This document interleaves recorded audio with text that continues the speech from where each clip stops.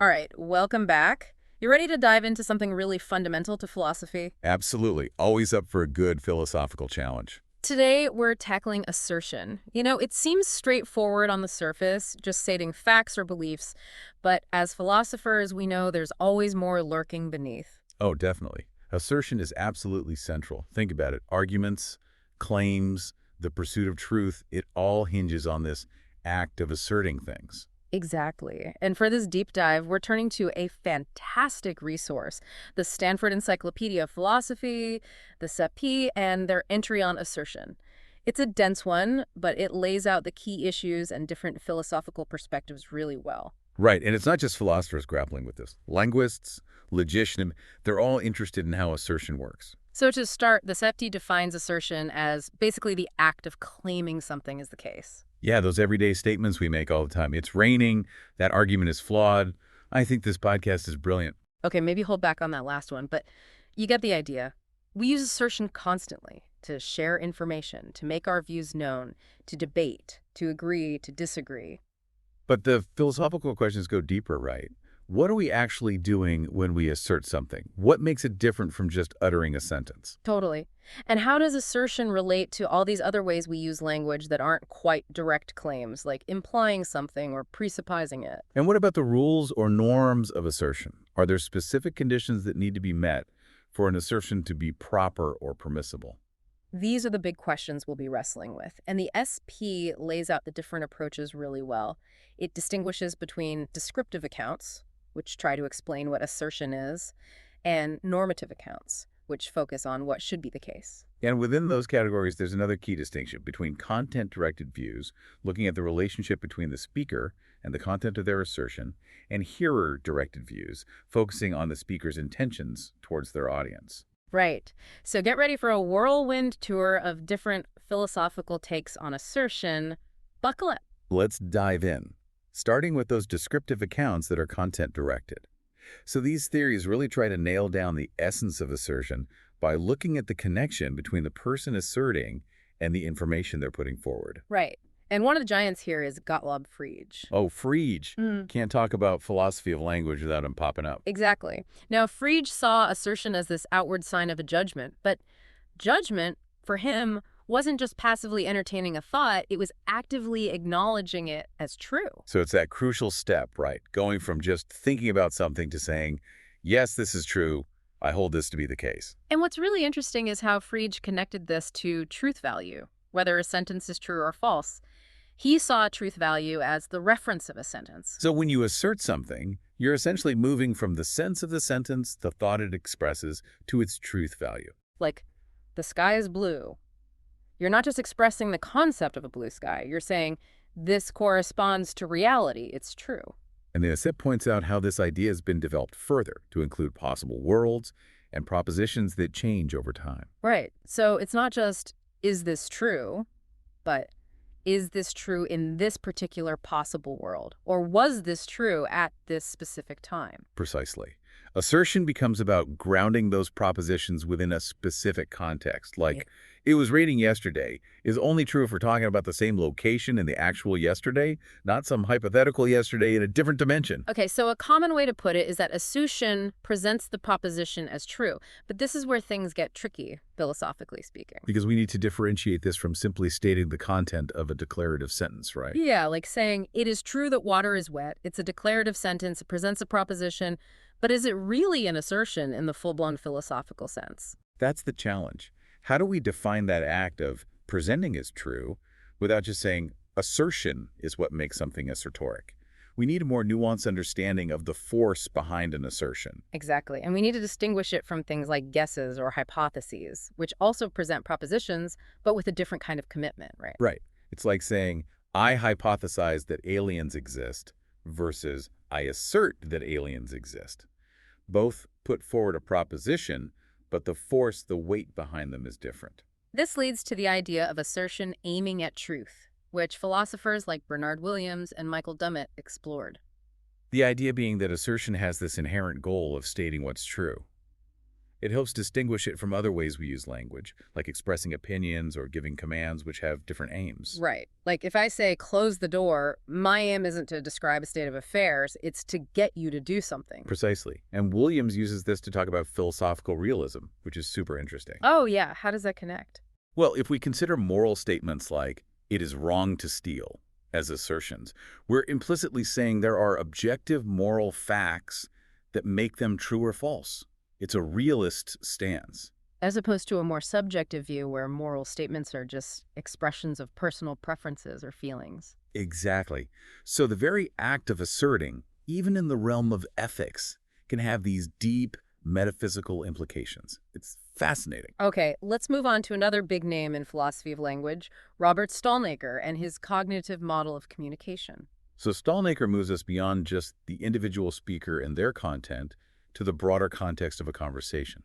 And he introduces the idea of common ground, the set of propositions that everyone in a conversation accepts as true. Right. It's like the shared background knowledge that informs everything we say and how we interpret each other. An assertion, in Stallnaker's view, is a way of adding new information to this common ground. When an assertion is accepted, it becomes part of the shared context, shaping how the conversation unfolds.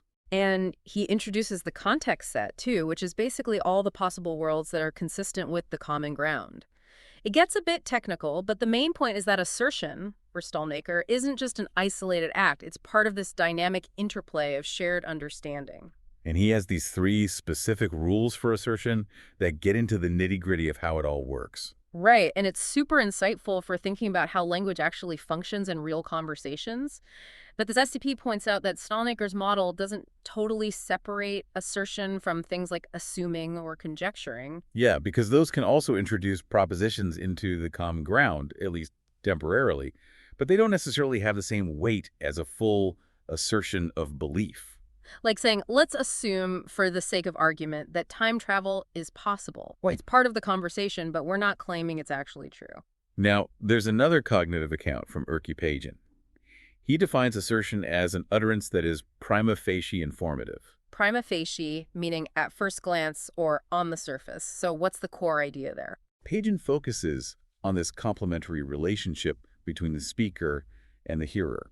Okay, break that down. So, for the speaker, the main reason for saying something is that they believe it's true. Makes sense. Why else would you say it? Unless you're being deliberately misleading, which we'll get to later. And for the hearer, the natural response is to update their own beliefs based on what a speaker said. That's the informative part. Right. Like, if you tell me the train is delayed, my initial reaction is to believe you and adjust my plans accordingly. The prima facie aspect is crucial because it acknowledges that these are default assumptions. There might be reasons to doubt the speaker, but that's not the starting point. Right. It's like a presumption of good faith, of honesty and competence. And Pagan emphasizes that these underlying cognitive processes often correlate with the actual form of the utterance, like using a declarative sentence. It's that link between the way we say things and the typical cognitive responses it triggers. Okay, last one for these content-directed descriptive accounts, Murray of Jerry's perspective, which draws on relevance theory. Right, so for Jerry, asserting is about presenting information as relevant to the hearer. But what really sets assertion apart, for her, are the cognitive and social safeguards that come with it. Safeguards. What does that mean in this context? Think about the consequences of making misleading assertions.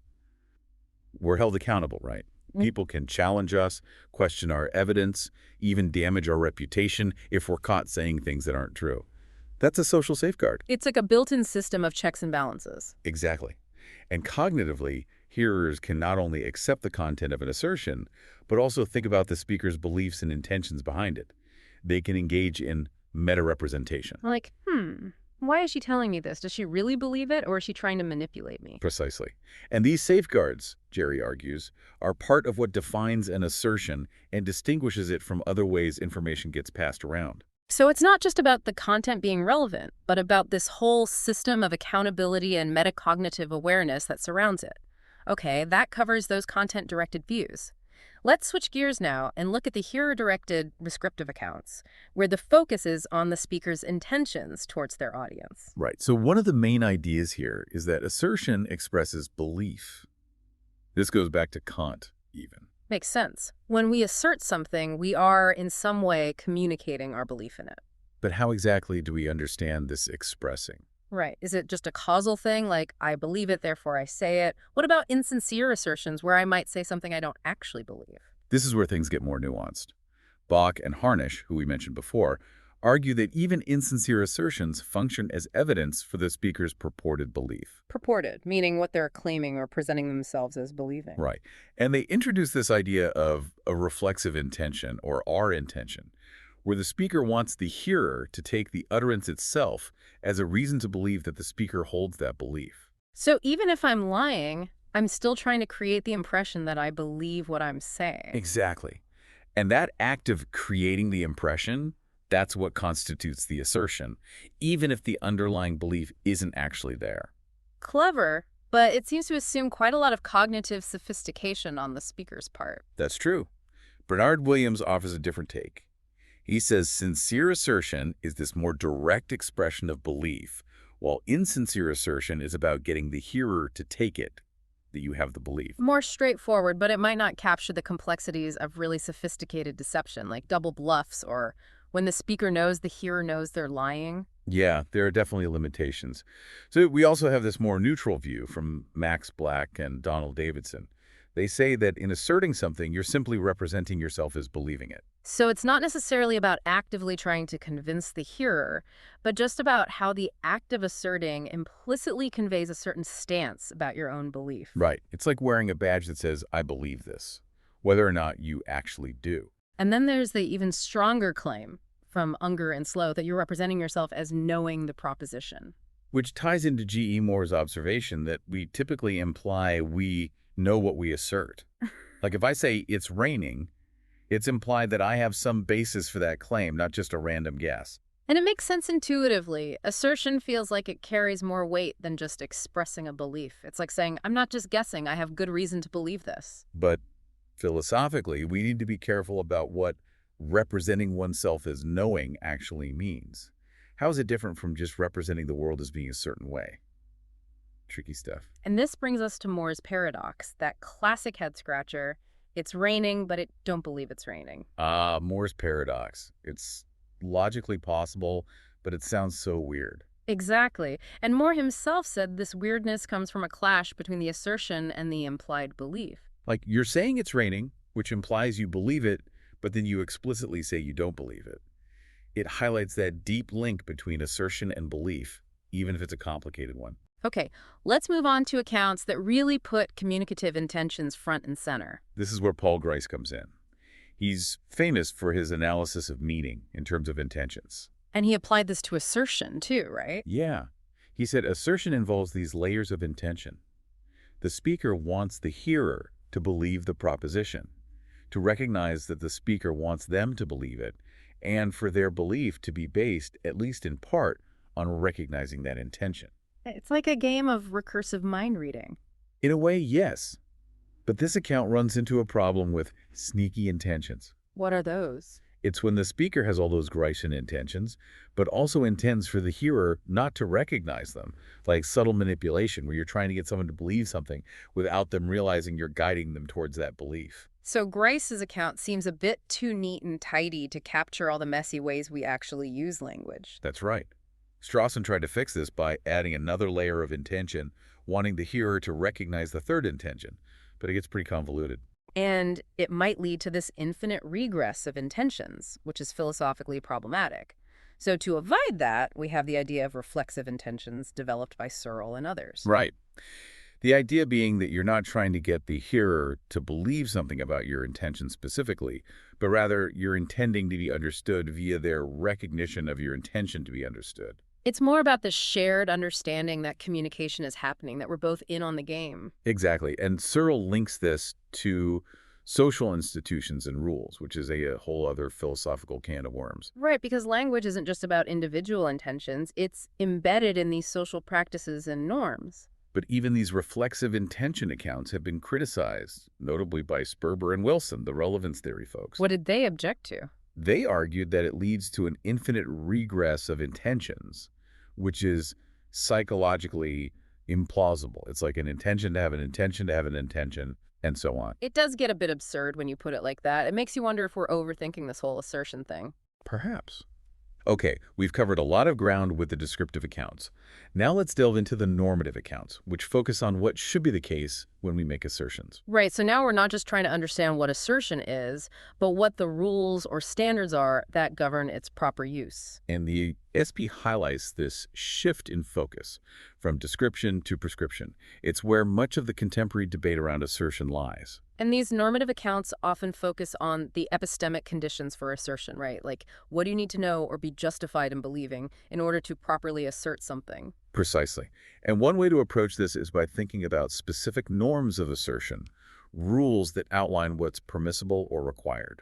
The SEP mentions early pragmatists like John Dewey who linked truth to warranted assertability. But the modern discussion really took off with the idea of a norm of assertion, often formulated as one must assert P only if P has property C, where C is some epistemic property. Right, it's like a conditional statement. If you want to assert something, it needs to meet this condition. And the question becomes, what is that condition? What is C? And one of the most prominent answers is knowledge. This gives us the knowledge norm of assertion, or K&A for short. Which basically says you should only assert something if you know it's true. Sounds pretty straightforward, but it's sparked tons of debate. Proponents of K&A often point to our intuitions about certain types of assertions, like those more re-in assertions, where you say something like, it's raining, but I don't know that it's raining. It sounds really odd. Exactly. And K&A explains that oddness by saying, well, to assert that properly, you'd have to both know that it's raining and know that you don't know it's raining, which is a contradiction. It's like saying, I'm holding a pen, but I don't believe I'm holding a pen. It just doesn't make sense. Another classic example is those lottery assertions. Imagine a massive lottery where the chances of winning are tiny. Would you feel comfortable asserting your ticket didn't win, even though it's statistically almost certain? Probably not. It feels wrong to assert that with complete certainty, even though the odds are overwhelmingly in my favor. And K&A explains this by saying, well, you don't actually know that the ticket didn't win. Yeah. It's highly probable, but not certain. It's like you could be that 1 in a billion person who actually won, and then your assertion would be false. Exactly. And proponents of K&A also argue that the appropriateness of challenges like, how do you know, supports their view. Like, if someone asserts something and I ask, how do you know?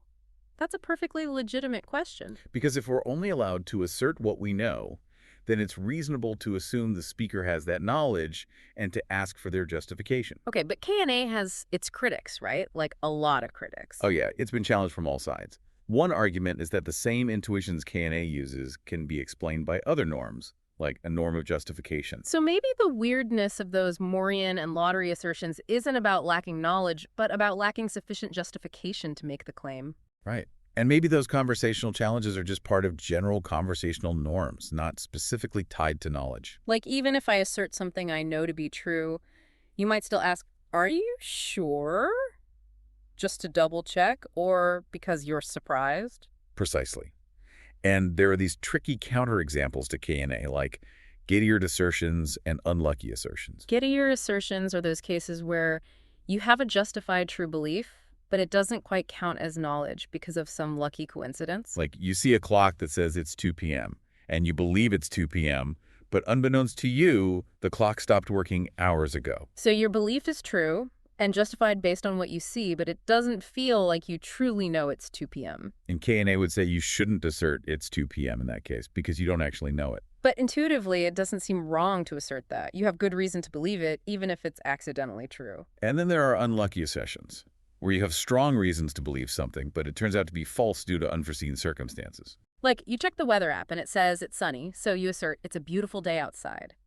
But just as you step out the door, a huge storm cloud rolls in. K&A would say that assertion was improper because it turned out to be false.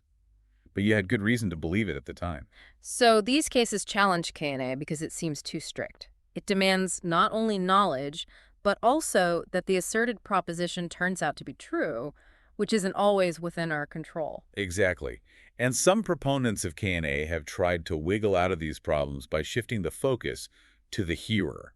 Like maybe the norm isn't about the speaker's knowledge, but about putting the hearer in a position to know. But that gets complicated too, and it still doesn't fully address those tricky counterexamples. Okay, so what are the alternatives to K&A? What other norms have philosophers proposed? Well, there's the truth norm of assertion, or TNA, which, as the name suggests, says you should only assert something if it's true. Simple, but it runs into that problem of unlucky assertions head on. If I have great reason to believe something, but it happens to be false, TNA says I shouldn't have asserted it. Which seems counterintuitive. If I had good evidence, it doesn't feel wrong to make the assertion, even if I got unlucky. And TNA also struggles with lucky assertions, where you assert something false, but it turns out to be true by chance. Like, you randomly guess the winning lottery numbers and assert, I'm going to win. You were just lucky, but TNA would say that assertion was improper because your belief was false at the time. Right, so both KNA and TNA have these problems with accounting for those lucky and unlucky cases. And some philosophers have tried to address this by introducing this distinction between primary and secondary propriety. So an assertion might be primarily improper because it's false or not known, but secondarily proper because the speaker had good reasons for making it. But many find this distinction a bit ad hoc, like it's just a way to patch up the theory without really solving the underlying problem. Right, it's like saying, well, it's wrong, but it's okay because you had a good excuse. It doesn't feel entirely satisfying. Okay, so moving on, we have the justification norm of assertion, or JNA. Which says you should only assert something if you have proper justification for believing it. So it shifts the focus from knowledge or truth to the reasons you have for holding a belief. And this seems to handle those selfless assertions better, where you assert something you don't personally believe, but you know is well supported by evidence. Like a teacher presenting a scientific theory, they might not fully understand themselves, but they know it's widely accepted by experts. KNA struggles with that, but JNA can accommodate it. And JNA fix with the intuition that you shouldn't just assert things based on whims or feelings. You need some evidence or reasons to back up your claims. Right. It's about responsible assertion, making sure your claims are grounded in something solid. But JNA has its own issues. One big one is explaining why it's wrong to assert something false, even if you had good justification for believing it. Like, if I have strong evidence that my friend is at home, but unbeknownst to me, she went out for a walk, JNA might say it was okay for me to assert my friend is at home because I had good justification. But it still feels wrong to assert something that turns out to be false, even if you weren't to blame. Some philosophers, like Christoph Morsilli, try to address this by saying the aim of assertion is to describe the world accurately. So false assertions always fail at that, regardless of justification. It's like the point of asserting is to get things right, to align your words with reality. Precisely. And we also have variations on JNA, like the justified belief norm, which adds a belief requirement, and other accounts that focus on evidence responsiveness or being justified in believing you're in a position to know. It's a whole family of justification-based norms, each with its own strengths and weaknesses. And then there's the simplest norm of all, the belief norm of assertion, or BNA. Which basically says, just assert what you believe. No fancy requirements about knowledge, justification, or truth. It seems pretty permissive, right? Like you could just believe anything, no matter how crazy, and be allowed to assert it. Exactly. But proponents of BNA often say it's the specific norm for assertion itself, and other epistemic norms come in to regulate our beliefs. So BNA is about being sincere, saying what you genuinely believe. But other norms ensure that those beliefs are themselves justified or reasonable. Okay, that makes a bit more sense. And there's also the epistemic certainty norm, which is even stronger than KNA. It's like KNA on steroids. You need to be super sure, not just know something, to assert it properly. It raises the bar pretty high, but hey, maybe that's a good thing. Now, the SF also discusses this really interesting area of experimental philosophy, where researchers actually go out and test these norms empirically. It's like, instead of just armchair philosophizing, they're actually gathering data on how ordinary people think about assertion. Exactly. And early studies by John Turry seem to support those factive norms, like KNA and TNA. People were reluctant to say someone should assert something false, even if they had good reasons. But more recent studies have challenged those findings, like Reuter and Russell, who argued that those earlier studies might have been influenced by the way they phrased the questions or the specific scenarios they used. Right. And when they changed things up, they found more support for non-factive accounts like JNA. And then there's Benjamin Neer's research, which suggests that JNA is the best predictor of people's judgments about assertability across a wide range of cases. But even with all this experimental work, there's still debate about how to interpret the data and what it really tells us about the norms of assertion. Yeah, it's a complex issue, and the experimental evidence isn't always clear-cut.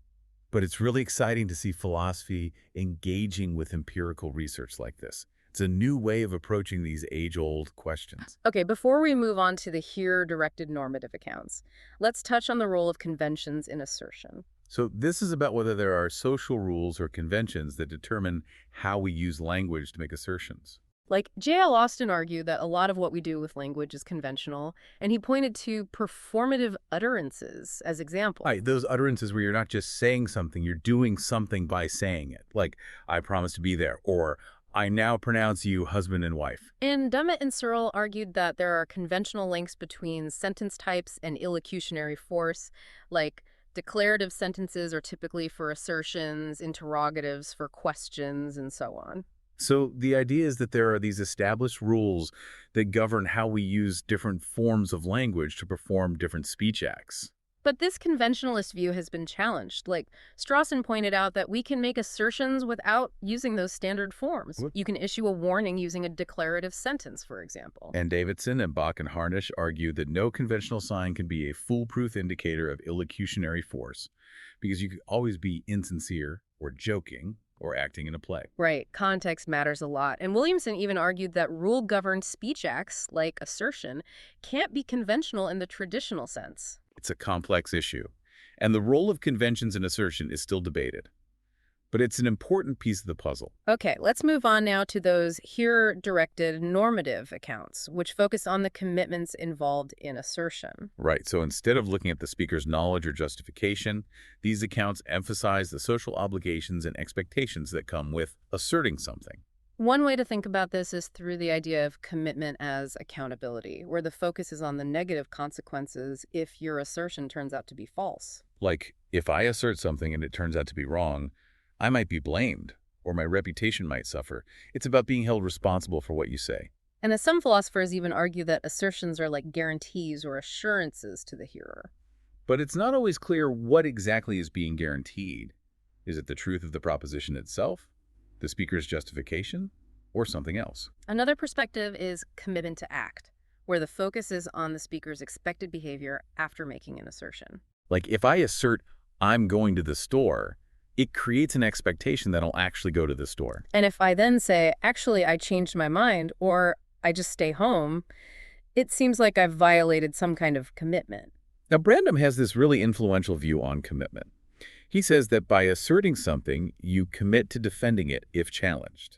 So if I say the earth is round and you ask, how do you know? I have an obligation to provide reasons or evidence. And Brandom also says that asserting authorizes the hearer to use that assertion in their own reasoning. So if I accept your assertion that the earth is round, I can then draw inferences from that, like if the earth is round, then ships sailing over the horizon should gradually disappear from view. Precisely. It's like assertion creates this web of inferential connections and commitments. But it's important to note that the commitment is to respond to appropriate challenges, not just any random question or objection. And it's worth considering that assertion might not be a single uniform thing. There's this whole family of related assertives like warnings, denials, concessions, and so on. And each of these might involve different degrees of commitment. Like asserting something might carry a heavier burden than just conceding a point. And we can also use language to modify the strengths of our assertions, right? Yeah, like saying I think or it seems that softens the commitment, while saying I know for a fact ramps it up. So it's not just about asserting or not asserting, it's about fine-tuning the level of commitment you're undertaking. Now, these assertoric commitments are often compared to promises, which are another type of commitment. And there are interesting debates about how similar or different they are, like Wallace distinguishes between primary and secondary commitments. So the primary commitment of a promise is to do something, while the primary commitment of an assertion is to the defensibility of a claim. And then there are secondary commitments, like responding to challenges or making amends if things go wrong. Some philosophers see a very close link between promising and asserting. Like Marsili argues that promising actually entails asserting that you'll do something. So promising becomes a kind of super strong assertion. Interesting. And Hawley analyzes assertion itself in terms of promising to speak truthfully. But that view has trouble explaining why we can weaken assertions with things like, I think, But we can't do the same with promises. Like, I promise to maybe do that sounds really weird. Yeah, it's a tricky issue. And then there are these mixed accounts that combine commitment with other aspects of assertion. Like, Pierce saw assertion as involving commitment to truth, belief expression, and the intention to convince the hearer. And Searle's account includes that constitutive rule where asserting represents you as undertaking, that the proposition represents a real state of affairs. And Green's framework has fidelity, liability to error, and frankness all wrapped up together. It's like there's no single ingredient that fully captures what assertion is all about. Right. It's this complex mix of epistemic, intentional, and social elements. But one challenge for commitment accounts is whether just committing to the truth of a proposition is enough to actually assert it. Pugin raises this with his commitment declaration objection.